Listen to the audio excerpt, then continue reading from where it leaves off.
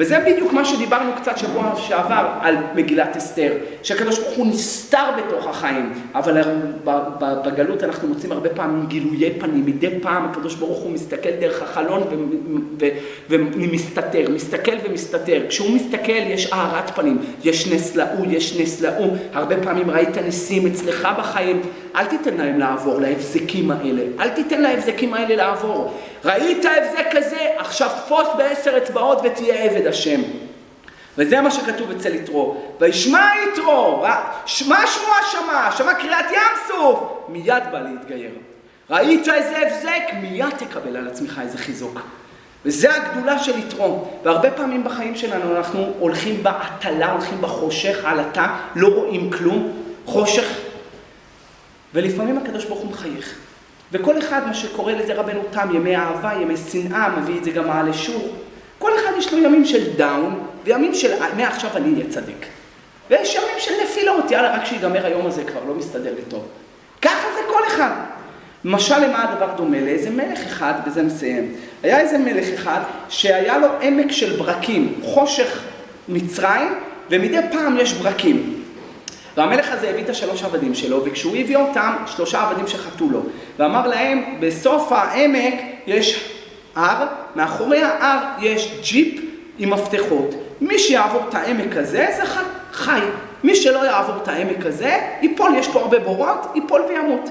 הראשון אמר, אני צ'יק צ'ק יוצא מהעמק הזה, רץ מהר, טק, נפל לתוך בור עם נחשים ועקרבים, ואכלו אותו וגמרו אותו. השני בא, הלך לאט לאט, אמר, טוב, לאט לאט, הרגיש עם היד שלו, פה יש בור, הרגיש עם היד שלו, לא שם לב, מעד, נפל לבור. השלישי היה הכי חכם מהם, אמר, בונה, אני לא רואה כלום, חושך מצרים, אפשר לראות פה כלום. אבל מה, מדי פעם יש הבזק של אורות, של ברקים. כל פעם שהיה ברק, הוא התקדם צעד. היה עוד ברק, ראה פה יש בור, התקדם עוד צעד. היה עוד ברק, התקדם עוד צעד, לאט לאט עד שהגיע לג'יפ ונסע. המציאות של החיים שלנו קשה ותובענית, אנחנו לא מסוגלים להתקדם בעבודת השם. חושך, גלות.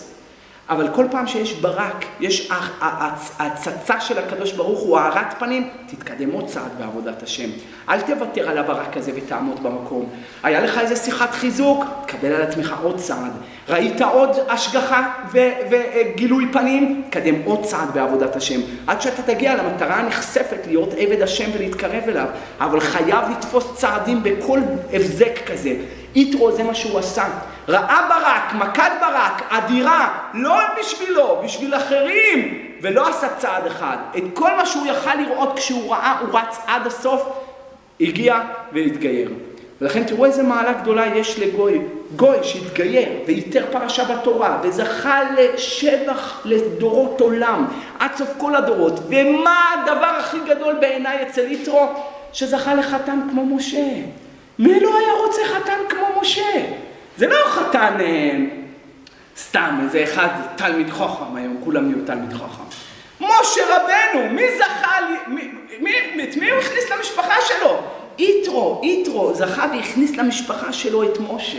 כשמשה יושב בגן עדן, יתרו יושב לידו. כשמשה נותן דרשה, יתרו יושב לידו. משה כשיצא לקבל את פני יתרו, אהרון יצא לקראתו. אומרת הגמרא, משה יצא ואהרון יצא, כל הזקנים יצאו, כל העם יצאו.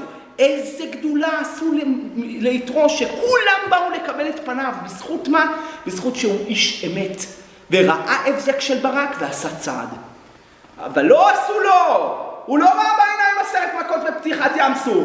הוא לא ראה את הניסים. אבל שמע רק על הגדולה של הבורא ברוך הוא. כל שכן אם הוא היה רואה את זה בעיניים שלו. וזה איש אמת. לכן אדם חייב להיות אמיתי וכן עם עצמו, כדי באמת לראות הבזקים מהחיים שלך, ובאמת ללכת ולהתקדם בעבודת השם, כי זה הדרך היחידה להתקדם. זה הדרך היחידה. כל פעם שיש לך הרגשה טובה, אהרה טובה, סצנו עוד צעד. יש לך יום טוב, קח עוד צעד. ראית עוד, שמעת עוד שיחת חיזוק, קח עוד צעד. ראית עוד נס, עוד גילוי פנים, עוד צעד. עד שתגיע למטרה הנחשפת קרבת אלוקים לטוב, וזה הר גדול, מי יעלה בהר השם ומי יקום במקום קודשו. זה קדוש ברוך הוא יזכה אותנו להיות עבדי השם באמת ולעובדו כולם בשכם אחד.